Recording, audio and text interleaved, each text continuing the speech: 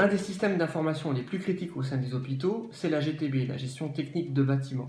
C'est dans la GTB que l'on retrouve le système de chauffage, ventilation, climatisation qui traite le corps d'état du confort aérolique. C'est un des sous-systèmes les plus critiques puisque dans les hôpitaux, la gestion de l'air est réglementée et elle est essentielle à la santé des patients et au bon fonctionnement de l'établissement. Peut-être un confort pour les chambres des patients, mais dans le cadre des blocs opératoires ou dans les salles blanches, la qualité de l'air, la température, l'humidité et la pression doivent être maîtrisées, et notamment dans les services les plus critiques que sont les services de greffe, de grands brûlés, de cardiologie ou de neurologie.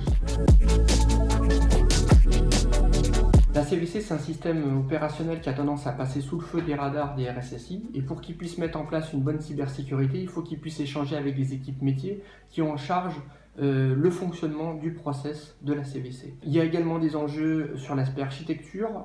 On est souvent sur des sous-systèmes qui ne sont pas ou peu segmentés, interconnectés avec d'autres sous-systèmes qui n'ont pas d'intérêt à communiquer avec la CVC. Des accès distants avec des prestataires de maintenance qui viennent intervenir sur le système et pour lequel il faut assurer une bonne sécurité de la liaison distante.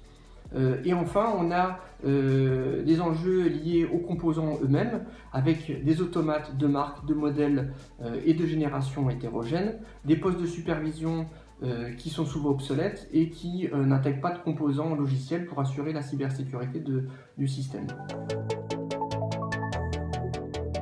Les impacts peuvent aller d'un fonctionnement dégradé du service jusqu'à sa fermeture. Dans certains cas, on peut même imaginer d'avoir à transférer les patients vers un autre établissement. Pour les patients, c'est un risque sanitaire, puisqu'ici on redoute notamment des infections nosocomiales.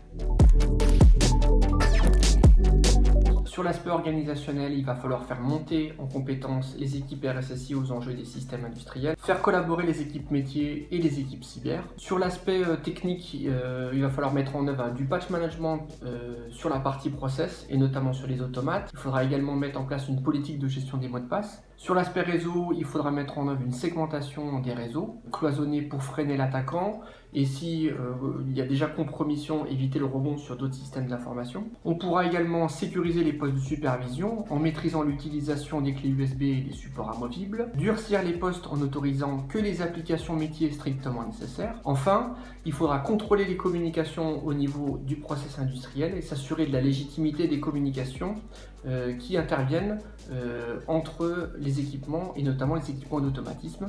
Ces communications exploitent des protocoles industriels, donc l'objectif ici, ça va être d'éviter la perturbation ou la modification du comportement du process.